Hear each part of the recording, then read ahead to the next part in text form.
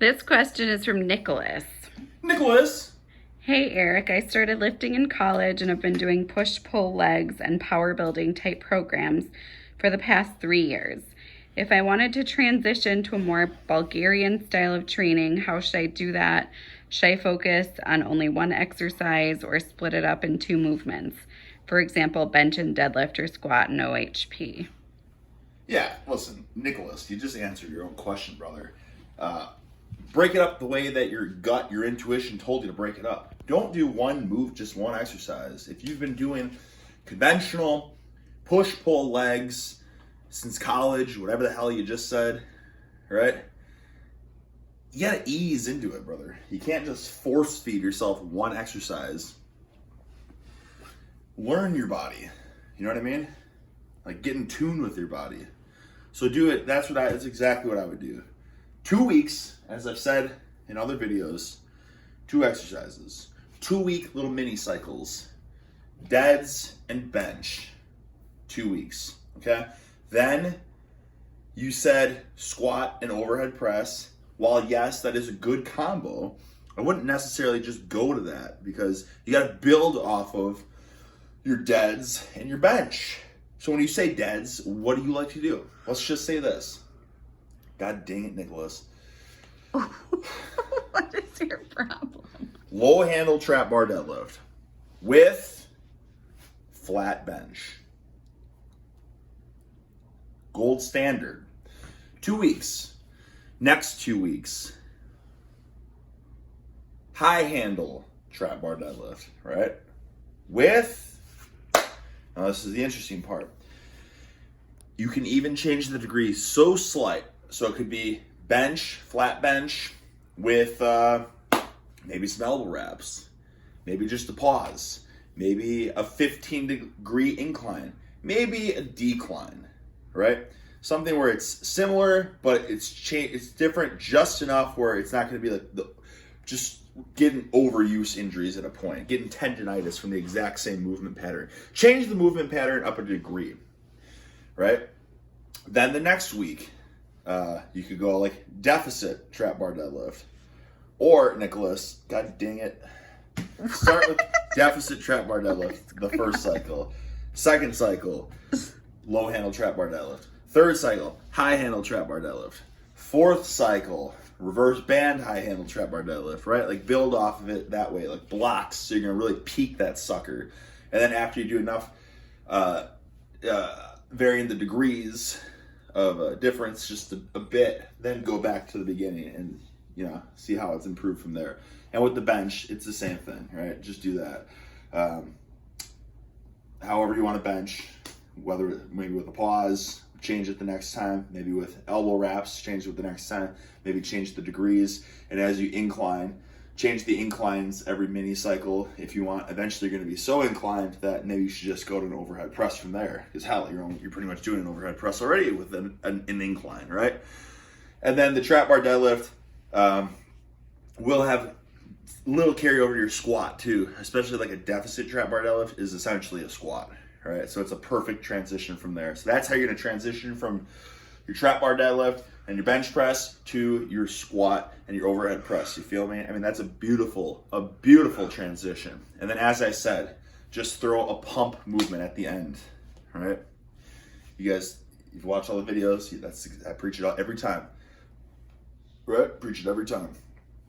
I'm probably gonna bench today. Right, when I'm done benching, it's bench. I'm not going to be totally spent, but I mean, I'm a little different because I just did strength and conditioning at the Performance Center for WWE. So I already got a sick pump, but I'll probably do some sort of biceps finisher, right? Because my biceps are getting excluded because I'm benching and deadlifting at the moment. Next question. From Rob. I was doing conventional deadlifts today and my right bicep and forearm started to hurt. Felt like a mix of tennis elbow and a bicep sprain. I cut the workout short and used a tennis ball to release the spot. It feels better, but got me spooked. Since you go balls to the wall daily, what routines, tools, methods do you use to reduce soreness, tightness, and general aches caused by working out? General aches. Wow. General aches reporting in. Wait, but it's not over. God dang it. How long of a Which question. ones do you think are the most important to do? How do you treat areas of the body that were injured before? Listen, ever since I got this sucker, It's low on battery, no, so... it's not low on batteries. Well, do I close the thing? Oh, yeah. Oh, the phone. I thought you were talking about the gun. Yeah, close it. Just hit okay. Oh. I think I had it like pointing at your hips, not your face, because I couldn't see it, but whatever. All right, guys, listen. So before I was into foam rolling. Like right? really into foam. Yeah. I bought 4 different foam rollers. Let me show you one of them, for instance. I bought this sucker. This thing here, guys, you won't believe it. How much was this, Mama? 60 bucks? Yeah. 60 bucks for that. And then your more conventional foam rollers, like a hard one, a soft one, and a bumpy one. And it felt great, really good. But I honestly don't even use the foam rollers anymore now, ever since I got this gun. Because this gun can do everything a foam roller can. Minus the backside, I will say that. You can't really do your back, or loosen up your back, or crack your back, or adjust your back. Foam rollers are great for that.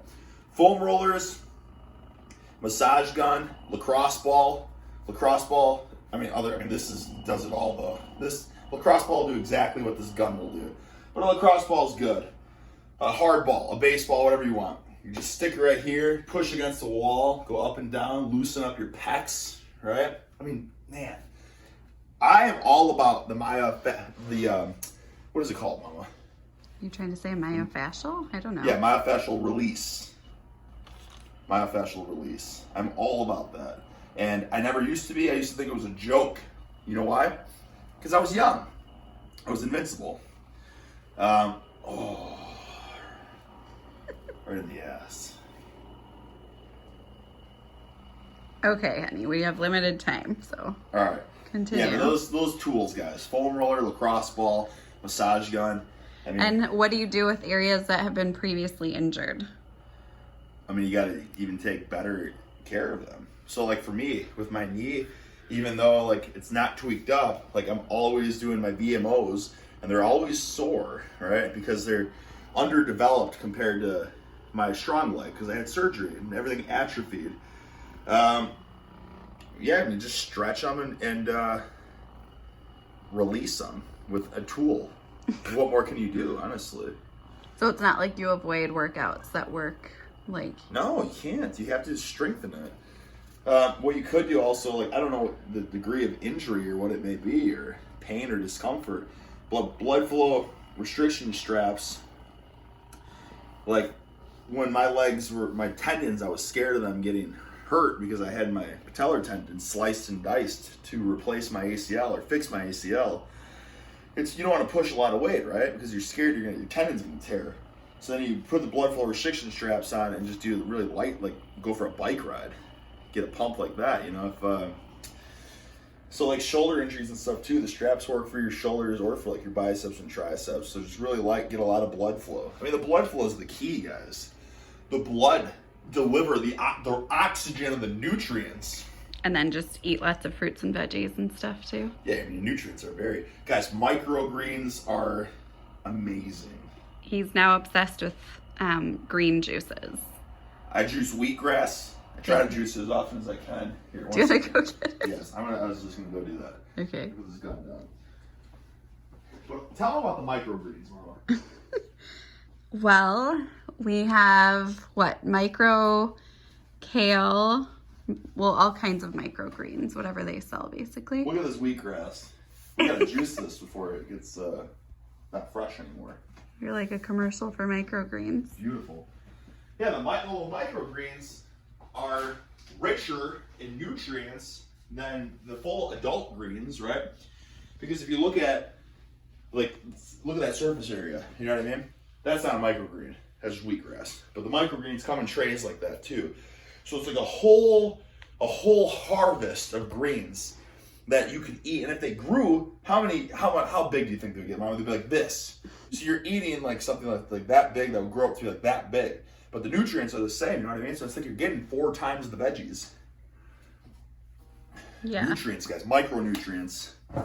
Listen, I tell you all the time with the bagels and stuff, the calories, you gotta get swole. You need calories, right? You need lots of carbs and stuff.